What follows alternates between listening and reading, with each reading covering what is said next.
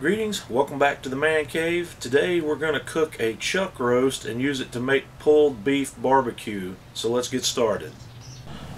While our grill's warming up, I've got our chuck roast sitting out here. It's not a very large one, it's about 2.5 pounds.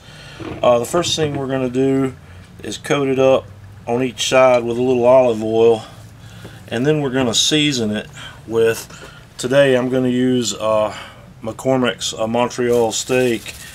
And we're going to put a nice liberal coating of this seasoning on each side. And I'm going to kind of pat that down. The olive oil is going to help that stick. So we'll flip her over, do the same thing on the back. And season her up. And we're going to be cooking on the Kamado Joe Big Joe today. We're going to be cooking over indirect heat with a little bit of a mesquite for smoke. So I'm going to let this sit and rest for a few minutes while we get our grill up to temp, and then we'll be right back.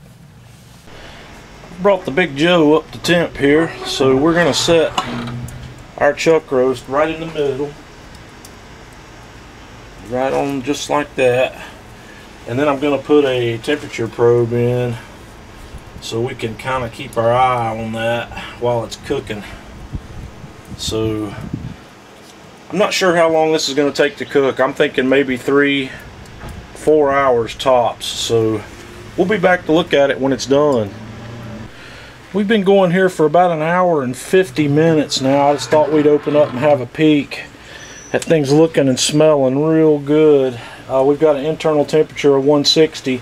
So we're going to probably about 195 before we start looking at it, so we'll be back. Okay, we're about 4 hours and 30 minutes in on this, and it's ready to go. So I am going to take this roast off the grill, I'm going to foil it, and then we're going to let it rest for 1 hour or so before we pull it apart. So we'll be back to have a look when we get ready to pull. Okay folks, here's our chuck roast that we've cooked. I've sliced into it a little bit. As you can see, we've got a smoke ring here, and this stuff is just super tender. I don't know if you can see on the video how juicy that is, but what I'm going to do is just show you how easily it pulls apart. It pulls apart just like a brisket should, and it's still nice and hot, very tender. I'm going to have a taste of this.